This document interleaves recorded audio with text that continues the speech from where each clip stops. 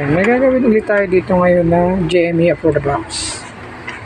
Ang problema naman ito ngayon, yung una nating video, walang power. Ito naman, kung mapapansin nyo yung picture niya, nag-focus yung picture. Ayan. Kita nyo nag-focus. Ayan. Ganyan. Maayos naman yung antena niya. Okay naman yung antena niya. Pero kung mapapansin nyo yung picture niya, ayan, gumaganyan yung picture niya. Akalain mo TV ang problema, pero hindi TV ang problema niya.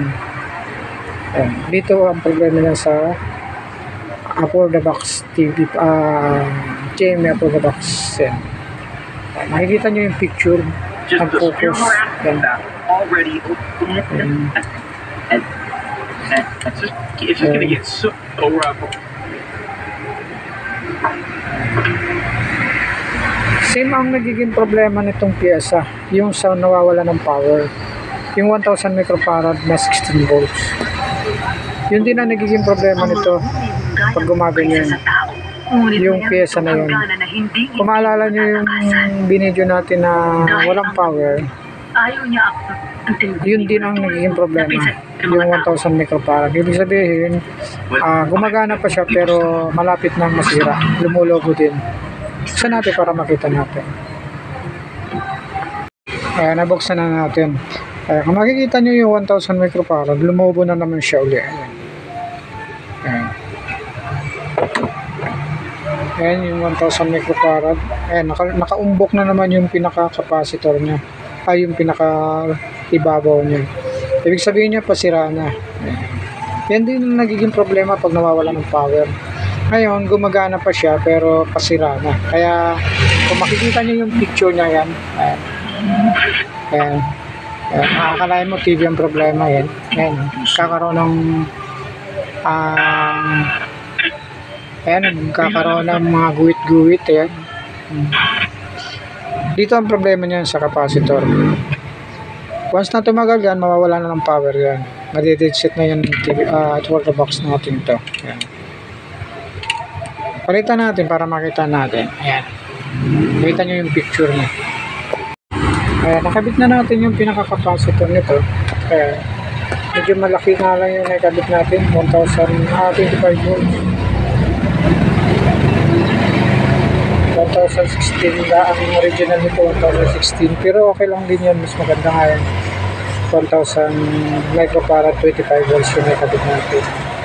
Testing natin ngayon kung magkakaroon pa ng problema yung picture niya.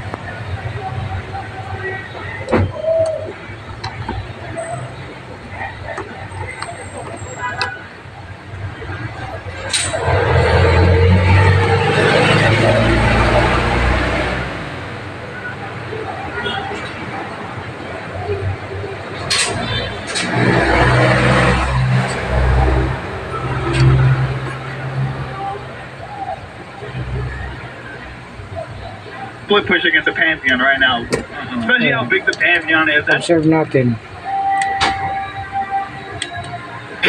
Your friendly kapitbahay. Bulaga. Bubulaga ka talaga, Kai.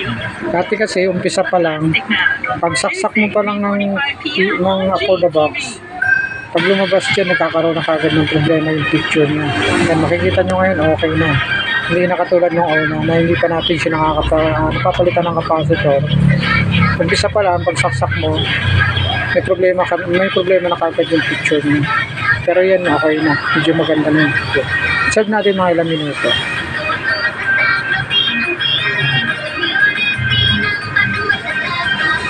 Ayan.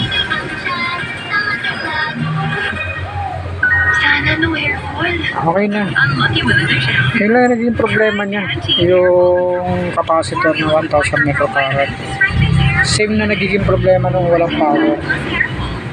Ang nangyayari kasi noon, pag totally wala na sira na, nawawala na siya ng power.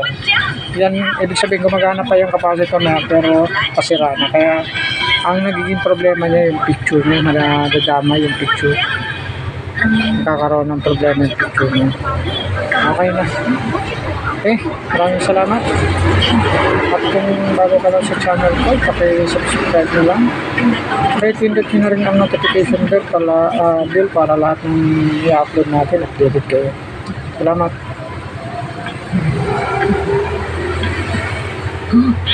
Masasabukin ko ng lahat.